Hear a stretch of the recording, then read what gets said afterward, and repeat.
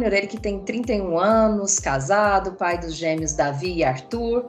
Ele serviu a Força Aérea por 8 anos, 6 servindo as autoridades, né, oficiais, generais de 2 e 3 estrelas em seu staff pessoal. Hoje trabalha na empresa L News, né, a segunda maior operadora mundial e maior do Brasil de aeronaves, com transmissão em tempo real. Função operador de equipamentos especiais, cinegrafista. A empresa ela tem contrato com a Rede Globo, ao qual possui as bases, né, em alguns estados, e o Charles atua no Rio de Janeiro, Globocop, né, do Rio de Janeiro, e a operadora, por ser uma operadora também, né, então atende a outros grupos ali do Grupo Globo, Flá TV, SBT, Multishow, Fox, RBS TV, Comembol, né, entre vários outros. E quando eu perguntei para o Charles sobre atividade profissional, antes de gravarmos aqui, eu falei para ele o que ali que seria algo que ele assim, poderia compartilhar com a gente, uma imagem ali, e ele citou uma aqui, as imagens que rodou o mundo na tragédia do Rio Grande do Sul, do cavalo caramelo. Né? Então, foi uma imagem que todo mundo marca e lembra. Né? E, por fim, liderando o projeto sem fins lucrativos de um jornal impresso, comunicando para uma clínica interdisciplinar infanto-juvenil, a outra atividade, então, que o Charles desempenha. Charles, obrigado por ter aceito o nosso convite. E eu quero que você já comece falando como que você chegou nesse Globocop. Então, primeiramente, né, eu não sei o boa que eu vou ter que mensurar aqui, se é tarde, né, manhã ou noite, mas a minha boa para todos aqui que estão nos assistindo agora. E como eu cheguei no Globocop? É uma grande pergunta, né? As pessoas até falam, vocês fazem curso, vocês têm um algo a mais. Eu costumo brincar que eu sempre fui aquele cara que a pessoa falava assim, deixa ele tirar a foto, que a foto dele sempre sai melhor. E como eu vim parar no Globocop, eu tenho que falar um pouquinho da minha história, né? Como eu disse, eu servi a Força Aérea durante 8 anos, né? E dentro do meu jeito de ser, assim, né? Falante, tá sempre me comunicando, eu fiz bons amigos.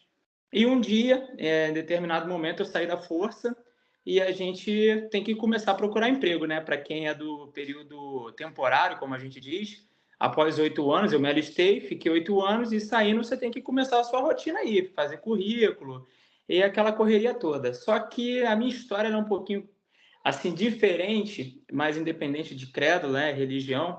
Eu acredito que existe Papai do Céu lá em cima. Eu saí na época da pandemia. Então eu saí e a pessoa dizendo, fica dentro. Então a gente não podia, né, por causa do lockdown, das questões sanitárias e tudo mais, eu não podia sair para procurar emprego. Uhum. E o que me abriu a porta foi um coronel, ao qual eu tive a oportunidade de servir a Força Aérea ao lado dele, e ele assumiu um cargo, né, num ambiente civil. E aí ele ligou para uma autoridade, falou, poxa, estou precisando de alguém para vir para cá, para trabalhar com a gente e tudo mais. E essa autoridade disse assim, cara, o Charles, ele acabou de sair também, que o coronel também tinha se aposentado, né? Ele acabou de sair, ele é um menino tão legal, comunicativo, vai te ajudar e tal. Aí ele falou, pô, legal, vou ligar para ele. E aí, nisso, ele me ligou. Eu trabalho hoje, até falei com a senhora, né? Tô no trânsito, tô indo. Hoje eu trabalho a 70 quilômetros da unidade onde eu trabalho, né? Que é a empresa L News. E essa empresa fica dentro do clube de aeronáutica, que é onde eu trabalhava. Então, eu cheguei ali no clube de aeronáutica para poder empurrar avião, limpar avião. Eu trabalhava na sede do clube, né? Numa pista de aeromodelos, que a gente chama. São aeronaves experimentais. E eu fui ali para isso, para limpar o chão, para empurrar helicóptero, para lavar helicóptero. E aí passou um mês, teve uma necessidade assim na secretaria.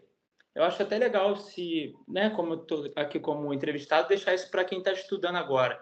Nenhum tempo de preparo é tempo desperdiçado. Às vezes você está sentado aí agora na sua aula pensando, cara, não sei nem porque eu estou fazendo o curso, mas faz. Você vai comprar um livro, eu levei meus filhos na feira do livro, que teve aqui na minha cidade, aí eu fui, peguei o livro, tinha gente que não queria, eu falei, compra o livro, deixa ele na capa, na embalagem, porque um dia ele vai estar na tua prateleira, você pode precisar dele. porque o tempo de preparo nunca é tempo desperdiçado. E há muitos anos, né? Hoje não precisa, a galera já nasce com o celular na mão. Mas na nossa época tinha que fazer datilografia, tinha que fazer Excel, tinha que fazer o Word e tudo mais. E um coronel ele olhou para mim e disse, ele pediu uma situação que as pessoas não estavam entregando para ele na secretaria. E isso tinha um mês de trabalho lá. Ele me perguntou, você sabe mexer aqui no computador? Ele era um pouquinho de idade. Eu falei, não, sei sim, senhor. Aí ele, pô, estou tentando fazer isso aqui já tem uns 3 meses. Você pode ver isso aqui para mim? Eu resolvi em 5 minutos. Eram algumas situações no Excel. Ele falou, cara, acho que eu vou deixar você aqui na secretaria. E aí eu fui para o administrativo, vou ser mais breve. E aí o que aconteceu? Aonde a minha empresa tem a base no Rio, utiliza o aeródromo do Clube de Aeronáutica. E aí tem um rapaz que também já ganhou, inclusive, prêmios, medalhas e tudo mais no aerojornalismo. Ele tinha 12 anos de casa e ele saiu. Ele falou, não quero mais ficar aqui. Ele foi embora. Aí meu patrão precisava de uma pessoa. E aí esse coronel perguntou, gente, se tem alguém aqui do clube para me indicar e tudo mais? Aí ele falou, pô, tem o Charles, é legal, é comunicativo e tudo mais. E aí me abriu essa... Peço desculpas do telefone. Acho que eu fiquei até travado aqui, né? Não, pode falar, pode continuar. Você falou... Eu estou me mexendo? Sim, está se mexendo, pode falar. Ah, tá. É que eu sou cinegrafista. Aí eles te indicaram e aí você começou o trabalho.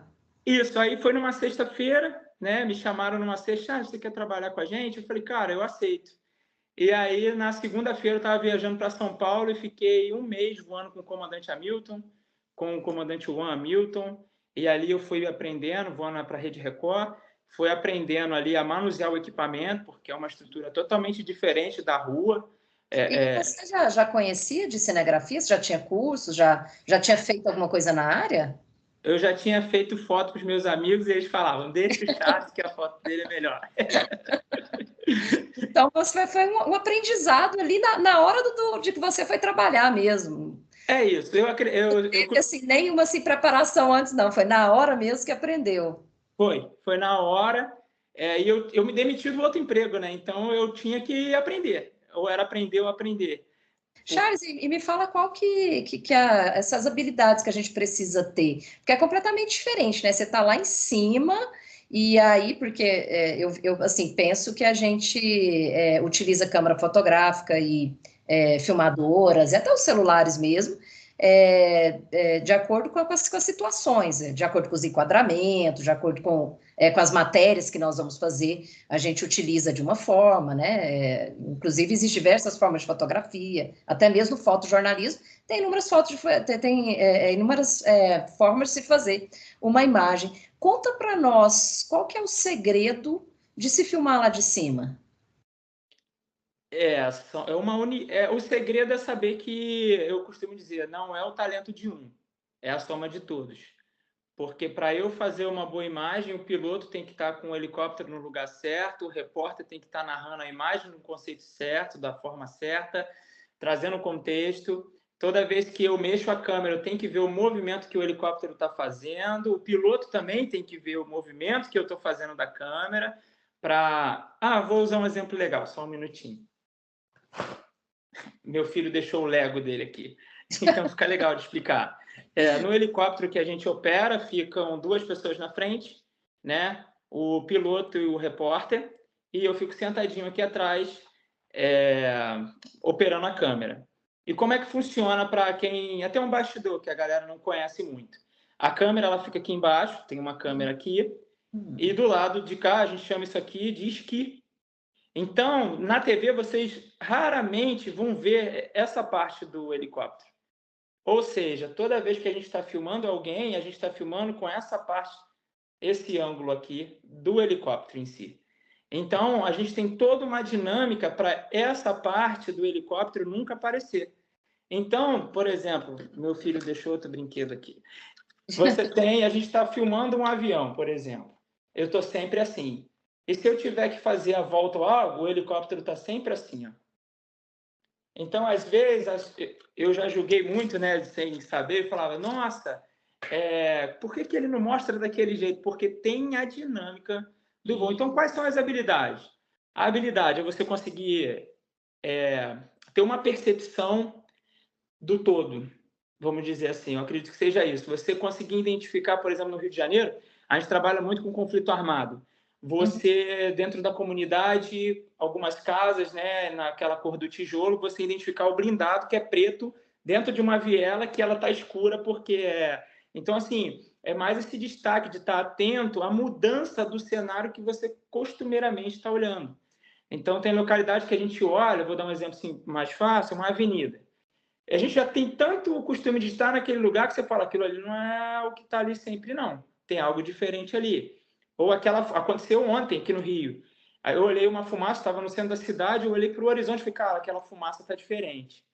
Aí o comandante, cara, eu acho que é lixo. Eu falei, não, não é lixo, porque a fumaça está ficando cada vez mais preta, tem alguma coisa pegando fogo lá. Ou é uma barricada, infelizmente o Rio de Janeiro funciona assim, ou são queimas de pneus ilegais, que a gente denunciou, inclusive ia mandar matéria para a senhora, né, que é focada no meio ambiente. Inclusive, a gente fez essa denúncia, inclusive conseguimos ajuda lá. E chegamos lá, era um ônibus, que por algum motivo a gente não conseguiu a apuração até o término do jornal, que a gente trabalha com isso também, mas o ônibus ficou incendiado. Então, assim, as habilidades é saber o horário de ficar em silêncio, porque a gente ouve muita coisa, né? Ali a gente está no helicóptero também, é um bastidor muito legal, né? A gente na cabine se ouve na cabine, então eu escuto o repórter, o piloto, e a gente tem o nosso áudio de conversação. A gente escuta a torre de controle que fala com a gente, para a gente poder dizer, torre, estou indo para tal lugar, torre, estou voltando. É a torre que diz se pode ir ou não. Então a gente escuta isso também. A gente escuta a televisão que fica dentro do helicóptero, a gente tem como se fosse uma televisão na sua casa, a gente assiste a programação e a gente também escuta o ponto, que é o nosso coordenador. Então, assim, às vezes é o momento de saber ficar quietinho ouvindo as instruções, né? E tudo mais, acho que é isso. Da concentração, né? Charles, me conta agora como que se deu essa história do Rio Grande do Sul, do cavalo caramelo. Rapaz, essa história como se deu essa história, então, de vocês estavam lá fazendo essa cobertura e, de repente, lá naquele telhado estava lá um cavalo. Conta para mim como se deu isso.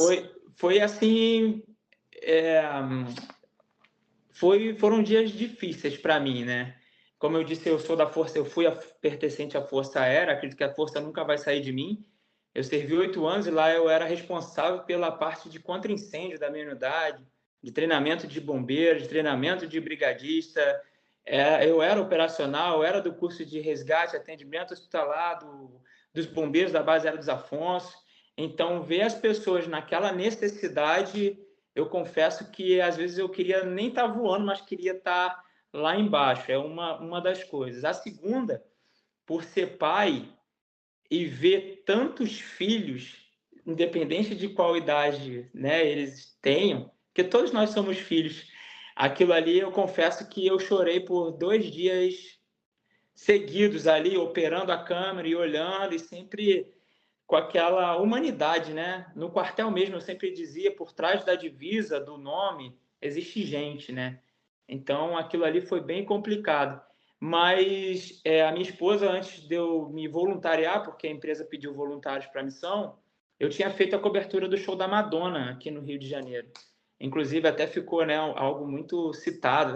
O show da Madonna, Rio Grande do Sul. A gente vivenciou algumas situações por questões disso, mas que não cabe a nós, né? Existe por trás de toda lei ou de toda norma, existe um contexto muito grande que a gente, como estudante da comunicação, a gente é treinado, né, para olhar o todo.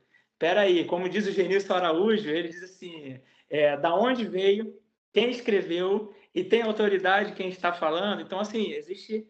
E aí, o que aconteceu? Eu fiz a cobertura no sábado e saí de lá umas 3 horas da manhã, da base. E no domingo eu estava muito doente, eu passei muito mal, e chegou a notícia, a gente vai descer o copo para o Rio Grande do Sul. Eu quero voluntários. E aí a minha esposa, ela falou algo para mim que eu achei muito fantástico. Eu falei, cara, eu não vou conseguir ir nessa. Porque eu sempre sou voluntário, né? Todas as missões, basicamente, eu que vou.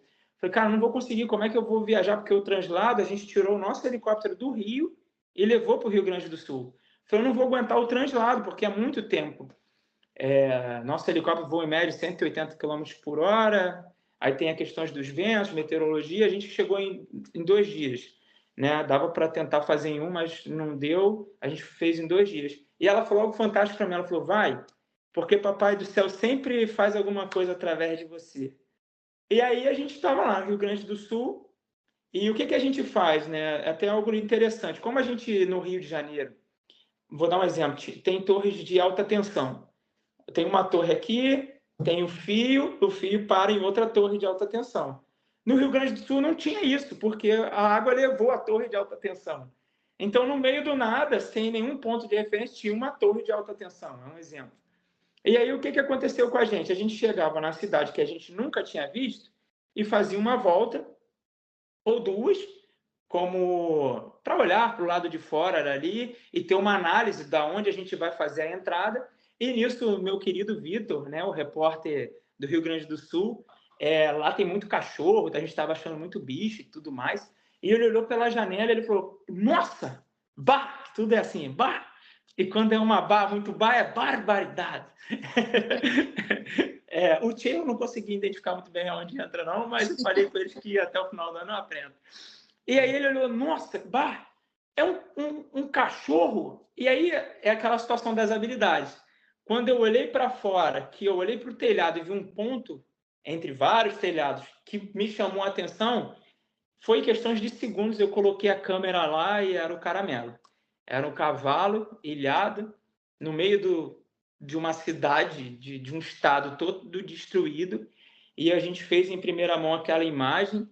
Algo me marcou muito, porque a gente falou sobre isso na primeira matéria que eu tive, né, que a gente falou sobre símbolos, e às vezes, para alguns, um símbolo é uma coisa, para outros é outra coisa, e o cavalo, para eles, era algo absurdo, e eu conseguia sentir isso pela fala do repórter. E aí a gente fez a imagem do cavalo, começaram as assessorias ligarem para a gente deu a localização, a gente mandou mensagem para as pessoas, porque o repórter tinha amigos que estavam resgatando, a gente ligou, a presidência ligou para a RBS, a gente passou a localização, a gente falava integralmente com eles, gente, o cavalo está lá. Gente, passamos lá de novo, o cavalo ainda está lá. Então, assim, é o off que muita gente não conhece, mas além da gente achar, a gente ainda ficou, gente, ele está aqui. A gente ficou atualizando, gente, dá para ir lá, ele ainda está bem. Gente, não desiste do bichinho, não, pelo amor de Deus. Ou seja, vocês acompanharam também o resgate dele, né? Sim, e foi outro drama também, porque uma hora ia estar lá o resgate, outra hora não ia dar mais, e a gente ficou naquela... Como notícia, a gente não sabia, né? A gente é um meio, vamos dizer assim, um meio factual. A gente mostra o que está acontecendo. Então, assim, não tem como combinar, tipo... Gente, pega o cavalo ali agora. É um bastidor muito interessante também, que a gente ficou o dia todo lá. Gente, o cavalo está aqui. Gente, pode vir hoje. O tempo tá bom. Vem, gente, pode vir. E o helicóptero não voa para sempre, né? A gente teve que sair para abastecer, e quando a gente estava abastecendo, a gente escutou no rádio que o bombeiro estava indo para lá. Então, assim, a gente entrou no helicóptero correndo, não bebe água, não almoça, não faz nada. Vamos lá dar notícia boa. A gente está dando notícia ruim, infelizmente, mas vamos dar notícia boa. Vamos entrar lá para animar o povo, vamos entrar lá para ajudar. A gente entrou no helicóptero, e quando a gente chegou, é a imagem clássica, os bombeiros estavam encostando com o bote no telhado. Aí a gente chegou, já foi uma alegria, naquele momento a gente comemorou muito dentro do helicóptero, não pela notícia em si, mas porque a gente tinha conseguido tirar o cavalinho de cima do telhado. Foi uma alegria que eu não consigo explicar, sem demagogias. O caramelo foi fantástico aquele momento. E à noite, quando eu sentei no hotel, tinha um empresário. Isso é muito importante, gente. A água e a natureza mostrou que só existe a humanidade. Porque no mesmo hotel onde estava eu, como um simples colaborador, tinha um empresário, tinha um funcionário de uma grande empresa que não tinha casa e estava sentado na mesma mesa, estava todo mundo junto. No final das contas, a água só serviu para mostrar que existe a humanidade. E sem a humanidade, através dos voluntários, demonstrando ainda mais a humanidade, nada funciona. Atrás de crachá e de divisas existem pessoas E se não fossem as pessoas, isso nunca vai funcionar. E um gaúcho sentado, ele disse para mim uma frase que aí ele me fez chorar no terceiro dia, no quarto, né, que o cavalo foi resgatado. Charles, que eles expulsam, né? Charles, eu queria te falar uma coisa. Para muita gente era só um cavalo, mas para a gente, gaúcho, é o Estado. E hoje vocês mostraram que o Estado consegue superar as dificuldades e vai vencer. Obrigado por me dar energia. Assim, a gente nem consegue mensurar muito, né, o alcance do nosso trabalho às vezes, mas ele falar aquilo para mim e os outros gaúchos virem apertar minha mão, agradecer, foi algo assim que eu fiquei meio perdido, né, um pouquinho, sem entender um pouco, porque o simbolismo, como eu disse, para muita gente, ele pode mudar, né, de acordo com a localidade, enfim. Como eu servi ao quartel, o pavilhão nacional, para mim, é o estandarte máximo. Né, na minha profissão antiga, eu jurei essa bandeira. Mas para a gente é só o dia de vestir ela para o futebol. Tudo bem também, cada um. Não estou aqui para trazer julgamentos. Mas entender a simbologia deles para com o animal e aquele agradecimento foi algo que eu vou levar para a minha vida. Eu voltei ensinando meus filhos, mostrando para eles que isso aqui é parede passa, o segredo é estar junto. Ou seja, a profissão, o jornalismo, ele nos ensina diariamente, né? Uma profissão maravilhosa por conta disso, né? Já são as experiências, as histórias que a gente ouve, né? As realidades que a gente convive. Charles, eu sei que você teria muitas histórias para contar para nós, mas o nosso tempo aqui não é muito, né? Mas queria só que você encerrasse, então, falando sobre... A gente falou muito sobre as habilidades técnicas também, sobre as habilidades comportamentais, mas eu queria que a gente encerrasse só você compartilhando com os alunos as principais habilidades assim, humanas, como você citou aí, as principais habilidades pessoais que nós precisamos ter e que você exercita isso todos os dias lá no seu trabalho. Eu vi, quando a gente estuda soft skills e hard skills, né, que são o trabalho do segundo período, você citou vários soft skills aí, você citou o trabalho em equipe, você citou a escuta, né, você citou todo esse comprometimento, esse voluntariado, citou vários aí. Assim como você citou também as hard skills, que é todas essas habilidades técnicas que vocês precisam fazer para ter as imagens da forma como se tem. Então, só para a gente encerrar, um recado para os alunos sobre as habilidades pessoais e comportamentais que fazem diferença no seu dia a dia. Tá, eu vou usar um termo que eu não criei, porque nada se cria, tudo se copia, né? E a minha esposa, ela é psicóloga e infantil. E ela me ensinou uma coisa que eu acho que todo jornalista deveria ter isso enraizado em si. Para quem não tem filhos, né? Mas para quem tem alguém que olhe para você e se espelhe em você, todas as vezes quando o responsável está saindo de casa, ele costuma dizer: estou indo trabalhar. Para que você vai trabalhar? Para ganhar dinheiro.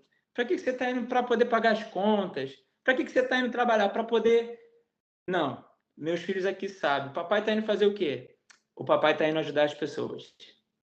O jornalismo é ajudar as pessoas. É trazer informação na hora certa, no momento certo, para as pessoas poderem tomar decisões, sejam elas quais decisões forem. Uma simples decisão. Não vem pela linha vermelha, que é uma linha expressa nossa. Vem pela linha amarela ou vai pela Brasil. Cara, o cara ganhou 10 minutos em 2 horas, às vezes, de jornada que o cara tem de casa para o trabalho, é um refrigério para ele. E talvez ele chegue em casa mais calmo e atenda melhor sua família. Então, todas as vezes e todas as horas que eu estou olhando para aquela tela, eu tenho certeza que eu sou o olhar de milhões de pessoas.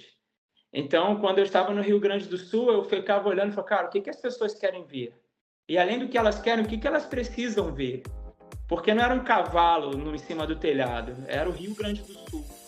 Não é uma favela em conflito armado, são as escolas que estão fechadas, são os pais que não têm como ir para o trabalho porque não tem como deixar o filho. Então, se ele tinha consulta nas clínicas da família, elas estão fechadas. Então, o lado emocional da coisa é saber que nós somos a ferramenta, acho que da sociedade, para poder trazer a informação E como a gente sempre diz, de uma forma correta, de uma forma que a gente telefona para os lugares para confirmar e pedir uma nota oficial.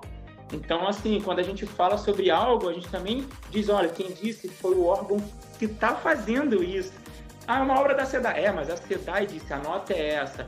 Então, confia. Faltou luz por causa disso. Então, eu acho que é isso. O lado emocional é você sair de casa, olhar para aquele que te admira e dizer, ó, hoje eu estou saindo porque eu vou ajudar milhões de pessoas, milhares de pessoas, centenas de pessoas, dezenas de pessoas. Ah, mas se eu vou ajudar uma pessoa, a gente só se importa com pessoas. Foi o que eu falei antes, quer dizer, eu, né? Então, assim, é sobre gente. Então, se a gente puder suavizar, acho que a rotina das pessoas, eu acho que isso é o principal. É o lado humano da coisa, é o que funciona. Charles, muito obrigada. Então, depois nós vamos fazer outras entrevistas, viu? Nós temos várias outras histórias. Quero também, quem sabe, você participar ao vivo com os alunos, né? Assim eles vão poder fazer perguntas. A gente sempre reúne todas as turmas de outras professoras, outros professores também. E a gente sempre faz esses encontros com convidados. Vai ser ótimo ouvir suas histórias. Eu quero muito ouvir, né? Você contou para nós uma história aqui do Cavalo Caramelo, do Rio Grande do Sul, falou um pouco sobre o seu trabalho no Rio de Janeiro, mas eu sei que você tem histórias muito boas aí para a gente. Um abração, Charles, obrigada. Muito obrigado pelo convite, parabéns a todos os estudantes e, mais uma vez, eu vou frisar, nenhum tempo de preparo é tempo desperdiçado, é isso.